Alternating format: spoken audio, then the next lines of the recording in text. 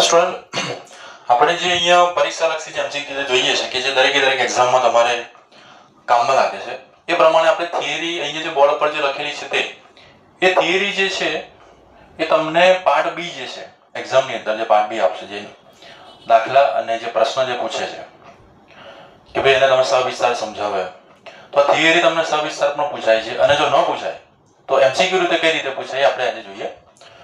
તો topic number 25 છે અનંત લંબાઈના સીધા વિદ્યુતભારિત તારના કારણે ઉદ્ભવતું વિદ્યુત ક્ષેત્ર.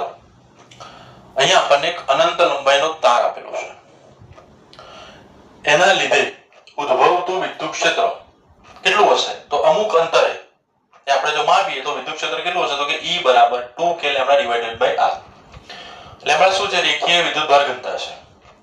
હવે પરીક્ષાલક્ષી પ્રશ્ન આ રીતે પૂછાય કે ભાઈ અનંત લંબાઈનો સમાન રેખીય વિદ્યુતભાર ઘનતા લેમ્ડા ધરાવતા સીધા તારથી લંબ અંતર r પર વિદ્યુત ક્ષેત્રનું મૂલ્ય E છે. આ રીતે તમને અહીં આકૃતિ આપેલી છે.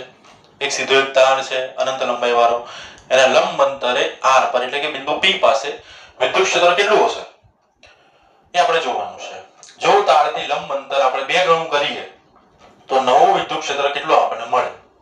અહીંયા તમને 4 ઓપ્શન પણ આપેલા છે, તો ફોર્મ્યુલા આપણે અહીંયા ઉપયોગમાં લઈએ છીએ. તો થિયરીનું સોલ્યુશન આ રીતે છે કે ભાઈ ગાઉસના નિયમ મુજબ અનંત લંબાઈના સીધા વિદ્યુતભારિત તારની આસપાસ વિદ્યુત ક્ષેત્ર શોધવા માટે આપણે એક સમકેન્દ્રીય નળાકાર ગાઉસિયન પૃષ્ઠની કલ્પના કરવી પડે.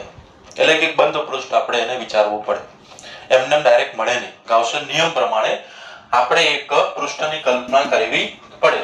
તો પાયાનું સૂત્ર છે ઉપર અને નીચે બંને સાઈડ આપણે 2 વડે મલ્ટીપ્લાય કરીએ, નીચે જે મળે 4πε0 એને આપણે કહી દઈએ છીએ k, એટલે ફાઇનલ જે આન્સર મળશે એ E બરાબર મળે 2k lambda divided by r. હવે અંતર સાથેનો સંબંધ જુઓ તો E proportional to 1/r એટલે કે વ્યસ્ત પ્રમાણમાં છે અંતર સાથે. તો વિદ્યુત ક્ષેત્ર લંબ અંતર r ના વ્યસ્ત પ્રમાણમાં છે. યાદ રાખો કે સામાન્ય વિદ્યુતભાર માટે E proportional to 1/r² થાય, જ્યારે અનંત લંબાઈના તાર માટે E proportional to 1/r થાય. ઘણી બધી જગ્યાએ તમને MCQ માં બંને જો પ્રશ્નની અંદર પૂછાય ધારો કે અલગ અલગ રીતે તો કન્ફ્યુઝ થવાનું નહીં. બિંદુવત વિદ્યુતભાર માટે E proportional to 1/r² થશે અને અનંત લંબાઈના તાર માટે E proportional to 1/r થશે. નવી સ્થિતિ શું કહે છે કે ભાઈ અંતર જે છે r' બરાબર 2r કરી દઈએ. પહેલા અંતર r હતું, હવે આપણે 2 ગણું કરી દઈએ.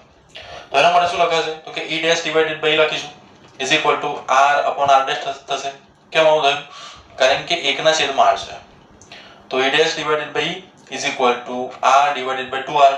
આ બધી ટર્મ તો કેન્સલ થઈ જાય ને, તો તમે કોન્સ્ટન્ટ લઈએ છે, 2 કોન્સ્ટન્ટ છે, k પણ બી કોન્સ્ટન્ટ છે, લેમ્ડા પણ બદલાતું નથી. એક્ઝામમાં આ પ્રશ્નની અંદર આપણને લેમ્ડા બદલવાનું કહ્યું નથી, એનું એ જ છે.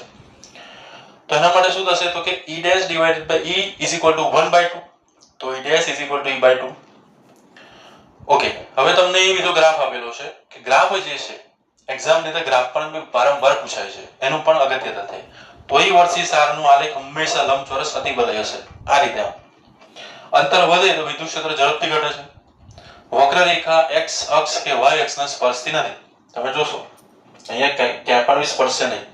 r ટેન્ડ્સ ટુ 0 જો લઈએ તો E ટેન્ડ્સ ટુ ઇન્ફાઇનાઇટ થઈ જાય અને r ટેન્ડ્સ ટુ ઇન્ફાઇનાઇટ લઈએ તો E ટેન્ડ્સ ટુ 0 થઈ જાય. તો આલેખ પણ અહીંયા અગત્ય એટલે કે MCQ ની અંદર વારંવાર પૂછાય છે. Okay, thank you.